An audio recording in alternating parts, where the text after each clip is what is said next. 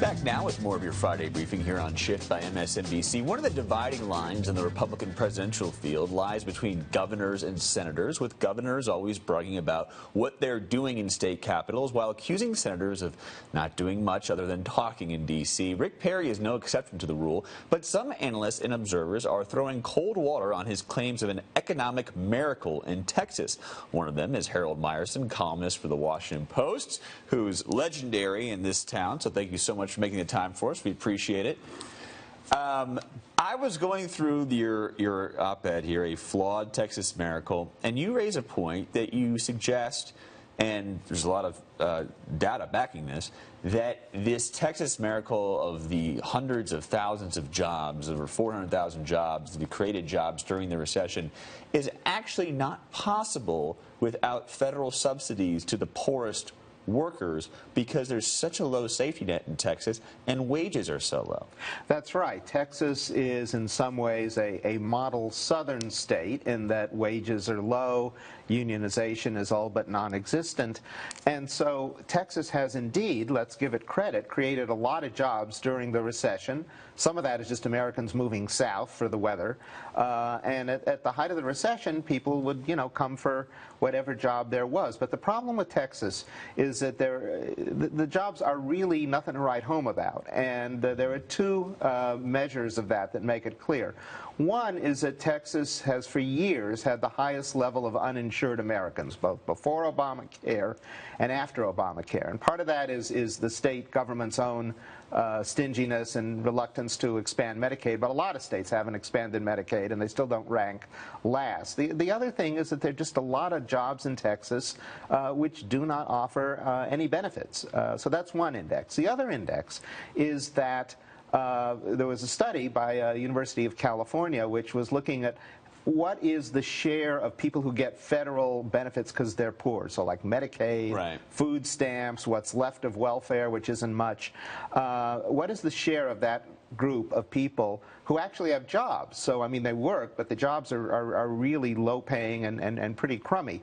And they found that when they compared the record of all the 50 states, Texas, again, had the highest share of people getting these federal benefits, which all American taxpayers support, who actually have jobs. So, in a sense, people in the other 49 states are supporting Texas employers who are paying very little. And that's a point you raise in the article, is taxpayers in the other 49 states subsidize the so-called Texas miracle, specifically because if you look at what the wages are in Texas, what they pay, the lack of benefits, there essentially is not enough disposable income if you are solely basing it on what people in those low-rung jobs get. You need to have that federal cash in order to put it back into the local economies, these so-called job-creating economies, the buying the milk, buying the gas, buying the clothes, etc.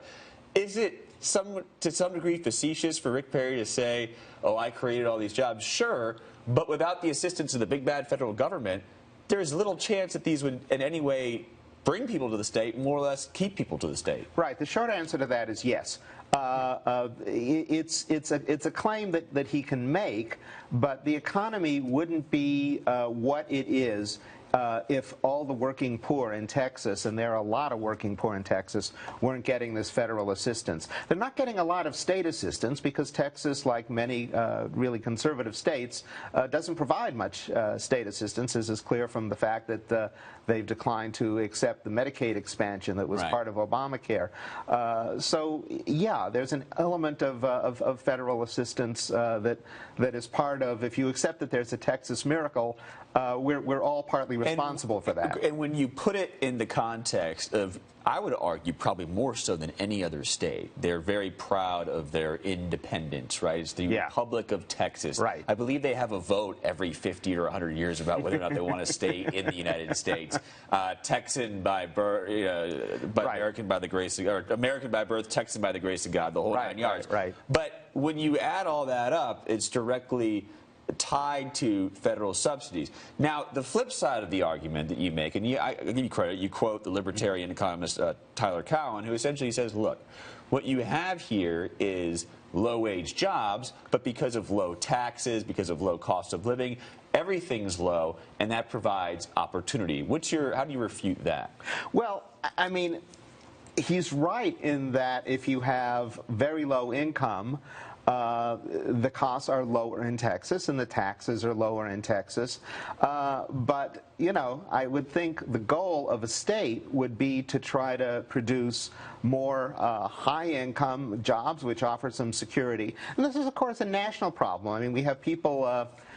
young people who are increasingly getting gigs, not jobs. So I'm not saying this is an easy thing to fix. It's a very serious problem for the whole American economy.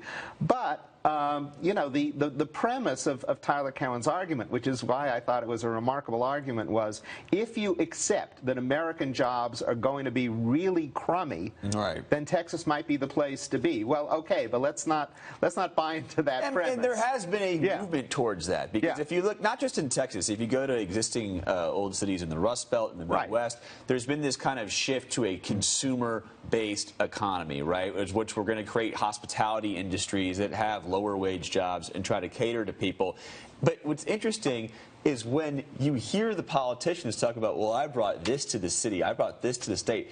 It's not, I brought the $8.10 job of mopping the floors at the new Motel 6, where in actuality the constituent probably wants that $27 an hour job making the manhole covers. Absolutely. And you know, I always thought one of the mistakes of one of many that Mitt Romney made when he was running for president was really touting his business success in helping the Staples chain. And Staples is a retail establishment. Retail doesn't pay usually very well at all. So, yeah, you tend to tout. I mean, you know, the southern states that are getting auto companies to locate plants there. These are the jobs they brag about.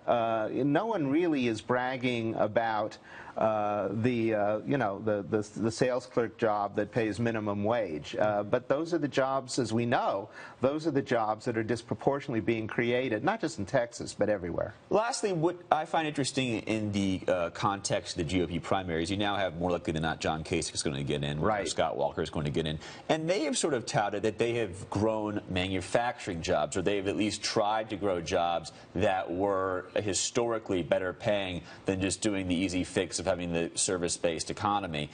How do you think that'll play? Do you think that they can be strong enough on that issue to really make a dent, or will they be bogged down by a lot of the problems that we see here? Well, I am inclined to think that we're in a historic period where just being a governor is better than being a senator, because everyone knows. Something. Yeah, everyone. Yeah, exactly. A governor at least can point to tangible things. Senators can point to endless debates, and occasionally something gets passed. So governors are in a stronger position generally. I think they'll all try to say we created good jobs and such, and you got to crunch the numbers and see what those jobs really are, and you know, see what the policy options were, and sometimes you got to see how much money did the state offer some company to relocate there, because they're all in a bidding war. You know. And Walker, especially making Wisconsin right to work. So Kasich tried to, he ended up having to stop it, but it'll be fascinating to see how it plays out. Harold Meyerson, thank you so much for joining us. We appreciate it. Encourage everyone to read you frequently, but this one especially, The Flawed Texas Miracle, pulls a lot of cold water on a lot of the things that we hear coming out of Texas, not only from Rick Perry, but so many of the candidates have a connection to Texas, from Jeb Bush to Ted Cruz to Rand Paul. Thanks so much for joining us. We appreciate it. Thank you, Luke.